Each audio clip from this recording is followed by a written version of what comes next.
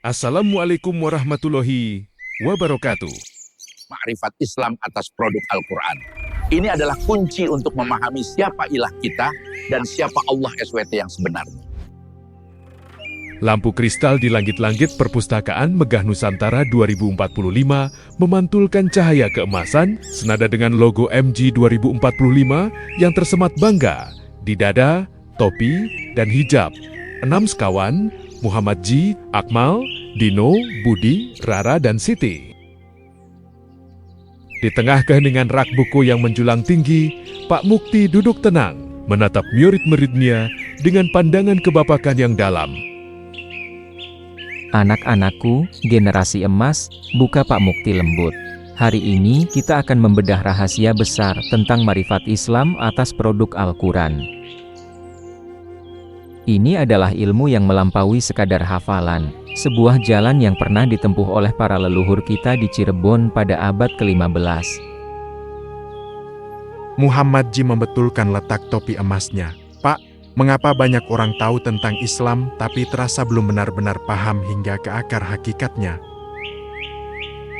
Pak Mukti tersenyum, karena banyak yang terjebak pada taklid, ikut-ikutan tanpa pemahaman mendalam. Mereka tidak membedakan antara beriman dan bertakwa dengan bertauhid. Dua ajaran pokok, ilah dan Allah Pak Mukti berdiri, berjalan menuju sebuah maket jagat raya yang futuristik di tengah ruangan. Dengarkan baik-baik, kata Pak Mukti. Beriman dan berusaha takwa itu ditujukan kepada ilah atau Tuhan kita. Sedangkan kepada Allah Subhanahu wa Ta'ala atau Tuhan yang Maha Esa, kita harus bertauhid. Kebanyakan orang menganggap keduanya sama saja, sehingga logika spiritualnya macet. Rara mengangkat tangan. Bukankah la ilaha illallah artinya tiada Tuhan selain Allah, Pak? Itu terjemahan umum, Rara, jawab Pak Mukti. Namun, para wali songo di bawah pimpinan Sunan Gunung Jati dan asuhan leluhur Walang Sungsang, berdasarkan bimbingan Syekh Maulana Datul Kahfi atau Syekh Nurjati, memahami bahwa Allah adalah Tuhan yang Maha Esa, bukan sekadar satu-satunya ilah.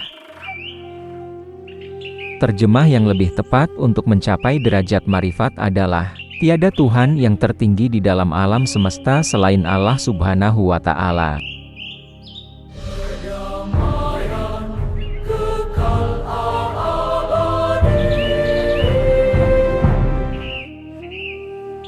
Hierarki jagat raya dan para robika, Dino tampak mengernyitkan dahi. Jadi ada tingkatan penguasa di alam semesta ini, Pak?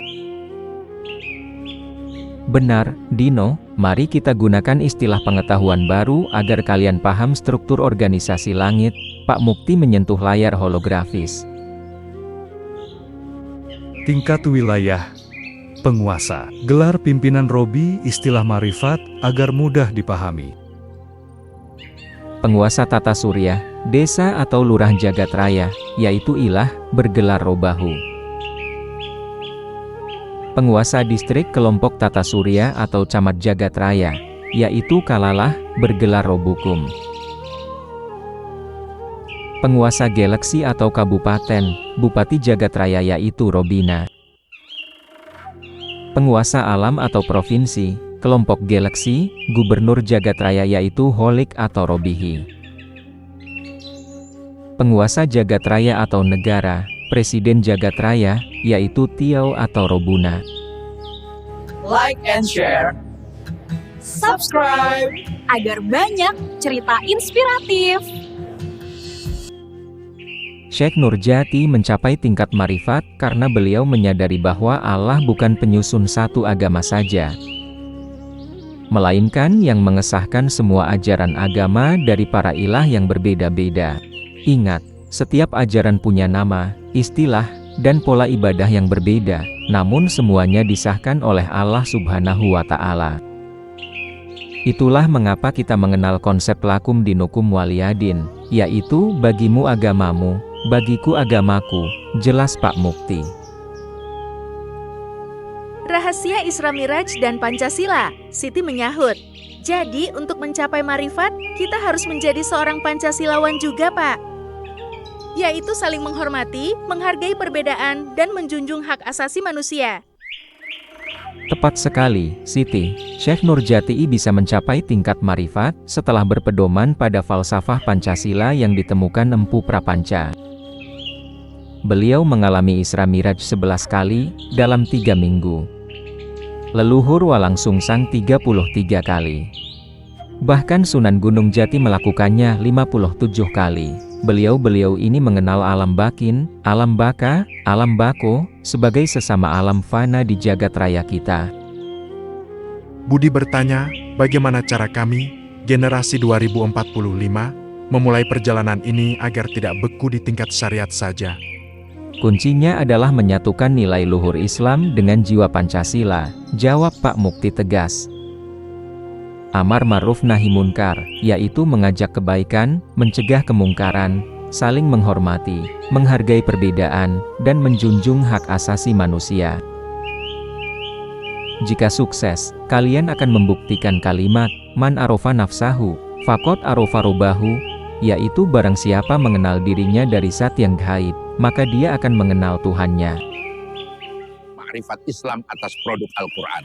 Ini adalah kunci untuk memahami siapa ilah kita dan siapa Allah SWT yang sebenarnya. Siti yang sedari tadi menyimak, bertanya dengan lembut, lalu Pak, bagaimana kami sebagai generasi 2045 bisa mencapai pemahaman itu? Apakah ada panduannya di dalam Al-Quran? Tentu, Siti, ini adalah kunci-kunci rahasia dari produk Al-Quran yang harus kalian pelajari, jawab Pak Mukti sambil menampilkan daftar di layar besar. Surat Al-Fatihah, sarana mendekat kepada Gusti Ilahi Robbul Alamin. Surat Al-Ikhlas, sarana mendekat kepada para ilah dan Allah Subhanahu wa Ta'ala. Zikrirullah, sarana khusus bertauhid kepada Allah Subhanahu wa Ta'ala atau Tuhan Yang Maha Esa. Asmaul Husna, sarana mengenal sifat-sifat Gusti Ilahi sebagai Maha Pemiliknya. Ayatul Kursi, sarana mengenal aras atau singgasana Allah dan para ilah. Surat Yasin, sarana penguat potensi rohaniyah. Surat Al-A'raf, sarana pembuka tabir atau hijab alam tidak kasat mata. Surat Ar-Rahman, sarana mengenal penguasa segala makhluk. Surat Al-Insan, sarana memahami hakikat manusia seluas-luasnya. Surat Al-Muminun, cara mengembangkan iman dan takwa kepada ilah masing-masing. Surat Al-Jin, sarana mengenal sesama makhluk yang tidak kasat mata. Like and share, Subscribe agar banyak cerita inspiratif. Ingatlah, Pak Mukti menutup penjelasannya sementara cahaya senja masuk ke perpustakaan. Kalian adalah generasi Indonesia Emas ke-2045. Jangan hanya menjadi penghafal saja, tapi jadilah pelaku sejarah yang memahami bahwa Allah Subhanahu wa Ta'ala adalah Tuhan yang Maha Esa bagi seluruh alam semesta, tanpa kecuali. Marifat bukan untuk merasa paling benar, tetapi untuk semakin rendah hati, semakin beriman, dan semakin bertauhid kepada Allah Subhanahu wa Ta'ala, Tuhan yang Maha Esa Robbal Alamin. Akmal, Ji, dan yang lainnya mengangguk mantap. Logo emas di pakaian mereka berkilau, menandakan kesiapan jiwa untuk menempuh jalan marifat. Kalian adalah generasi MG ke-2045. Dengan pemahaman ini, kalian tidak akan menjadi umat yang kaku, melainkan menjadi manusia yang bijaksana, toleran, dan mampu menjangkau cakrawala spiritual yang lebih tinggi. Generasi Indonesia Emas 2045, kita adalah masa depan bangsa. Bersama kita wujudkan cita-cita ini. Maju terus Indonesia! Perdamaian kekal abadi.